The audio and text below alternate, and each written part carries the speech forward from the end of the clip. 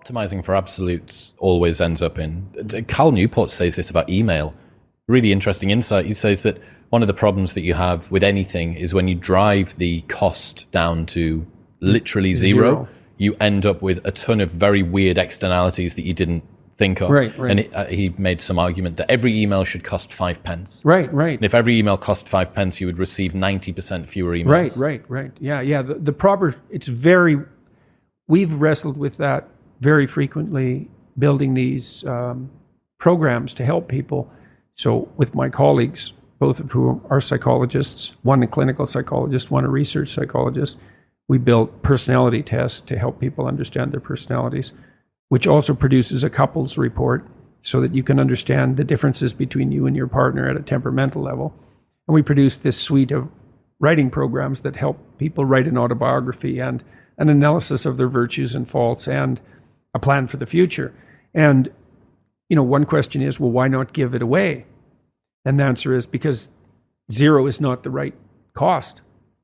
Now, what the right cost is, that's really tricky. Well, that's why you have markets, is to determine what the right cost is. Zero, it's like we've sold way more of these than we would have ever given away, partly because people presume that if it costs nothing, it's worth nothing, and partly because it isn't free.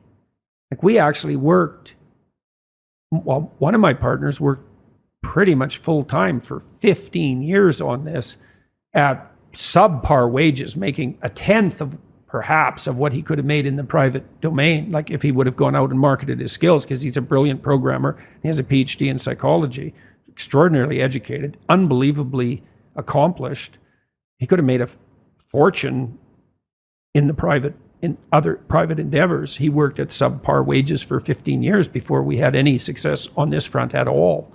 So it wasn't free by any stretch of the imagination. It was unbelievably expensive for us to do this. And so then to say pillory it, because somebody might say, well, if you were really interested in the welfare of the human race, you wouldn't be making money off your redemptive endeavors. It's like, what do you know about it? Exactly. Have you ever tried to build something and market it? Do you have any idea what that entails? First of all, have you built something that works, that's scalable, that would help? You've demonstrated that it worked. You've done all that.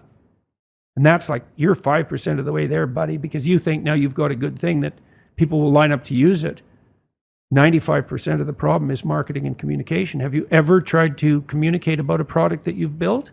No?